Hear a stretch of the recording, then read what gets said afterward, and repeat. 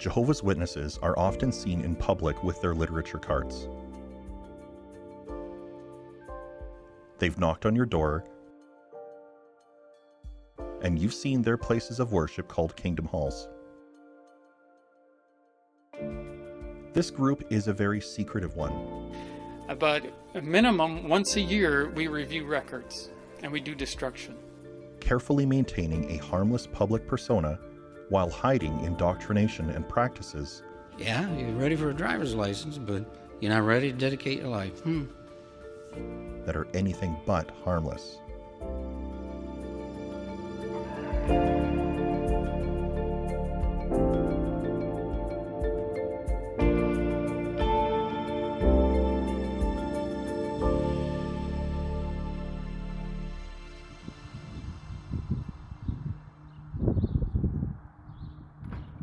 I was raised in Edmonton, Alberta, by parents that are Jehovah's Witnesses.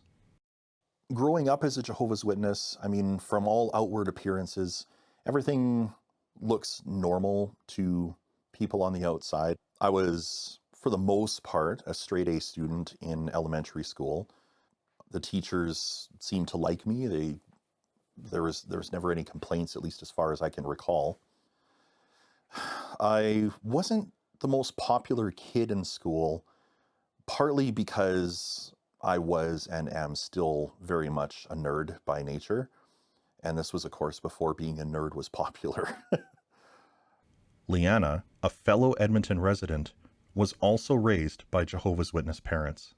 There was 5 originally, siblings, and then my mom and dad.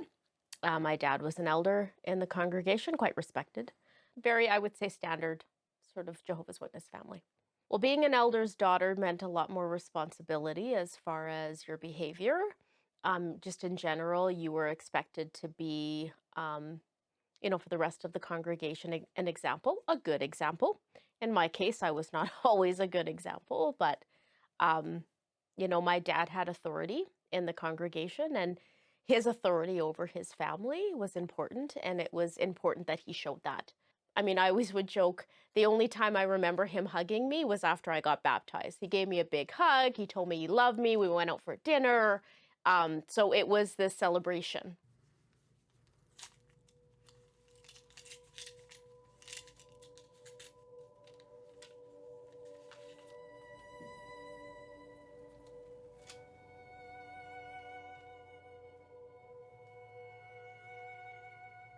Jehovah's Witnesses preach about a coming paradise world, using imagery and carefully chosen verses from the Bible to convince you of an imminent intervention by God's kingdom. This public version of their beliefs is in stark contrast to what they teach internally about the future of humanity. A global Armageddon, resulting in the death of 99.9% of the world's population, simply because they are not Jehovah's Witnesses. This future for humanity is the subject of much of their propaganda. Even small children are indoctrinated with this view of the future. We're living in the final part of the last days, undoubtedly the final part of the final part of the last days, shortly before the last day of the last days.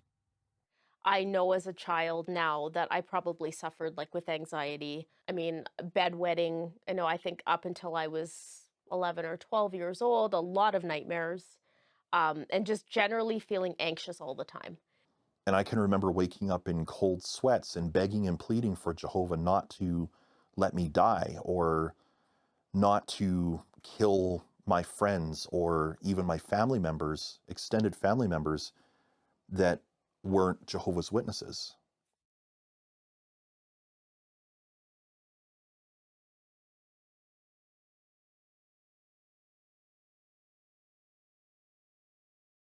To ensure compliance with their teachings, corporal punishment is used against children, even in congregation settings like their meetings.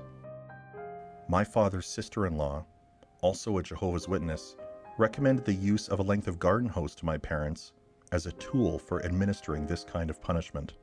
Better than a belt, better than a wooden spoon or anything like that, because when you hit the child's bum, it will wrap around and inflict more pain to supposedly get the message through. When someone violates the teachings of Watchtower, they are subjected to a process called a judicial committee by congregation elders.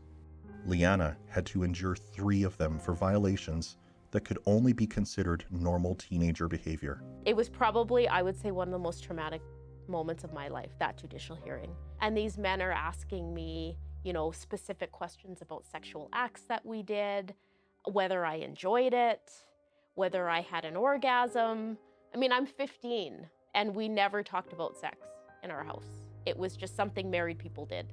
If the so-called violation is well known in the congregation, as Leanna's was, then an announcement is made to the congregation informing everyone present that the person has received what they call public reproof. It was so embarrassing. I was already labeled bad, but after that, I was the bad one. I noticed that, friends that I had all of a sudden weren't friends with me anymore.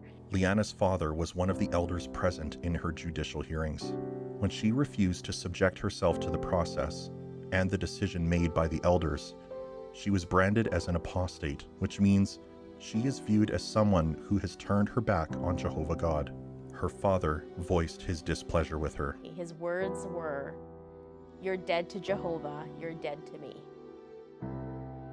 And I don't want to hear you, I don't want to see you. You're here, but you're not part of the family." And then it was shortly after that last judicial hearing that I had my first suicide attempt. The physical abuse I suffered from my parents, labeled as discipline or spanking, led to depression, anxiety, and low self-esteem. I hated them for the physical abuse. I hated them for the emotional abuse. I hated them for the mental abuse. These things that they had inculcated into me. This dread about the end of the world. I hated them for all of that. And I hated living in their house. That hatred reached such a point that in February of 1996, I nearly killed them both in their sleep with a kitchen knife. And I had the knife in such a way that I could have either plunged it straight into his heart or slit his throat. And I was ready to do it.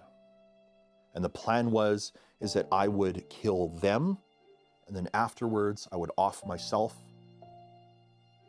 and leave the rest in Jehovah's hands. Maybe I could just be certifiably insane, but either way, at least the pain would be over. The solution for Leanna and I was to leave our home and everything we knew behind. Leanna left home after surviving her second suicide attempt. I just packed a suitcase with a few things and I left. I don't believe they came looking for me. 2 days after nearly killing my parents, I resolved to finally leave. So when I got home from service, I went straight down to my bedroom and I packed up clothes that I would need for school and school books and all of my music collection. So 3 very heavy bags on my shoulders. I snuck up the stairs and opened the back door as quietly as I could, but the back door creaked loudly and I heard my father call out from the living room, "Hello," and I took off running. The house was next to an empty alley, which opened onto an avenue, providing an easy escape route from the neighborhood using back sidewalks and residential streets that would make it hard to find me. Even then, the only time I felt I had escaped was when I boarded a light rail train to take me away from that part of the city. Today, a fence separates the house from the alley, and the alley itself is fenced in. If even one of these fences existed on that day, my escape would have been foiled, and I would have had to face the consequences of trying. Child welfare took me into the system, did an investigation, and declared that home unsuitable for me to live in. Neither of us has any contact with our biological parents anymore. And it was made very clear to me that they wouldn't be contacting me unless I came back. We are both shunned by those that abused us for not being Jehovah's Witnesses. Anthony Morris, a member of the Jehovah's Witness governing body, describes their attitude about us. Now, it's not that we rejoice in someone's death, but when it comes to God's enemies, finally, they're out of the way, especially these despicable apostates who at one point had dedicated their life to God, and then they joined forces with Satan, the devil, the chief apostate of all time. Leanna and I have both learned an important lesson about the ones we call family. How you fill that void? Like, you make your own family, you know, and it's okay to make your own family. And I have lots of friends that have become family. I don't think of them as mom, dad, mother, father. I don't even really think of them as parents. Their names are Bruce and Robin. My true family has exploded wide open. I have people that I call sister and brother. They're my chosen family. They're the ones that mean so much more to me. And I have such an enormous family now that I wouldn't trade for the world.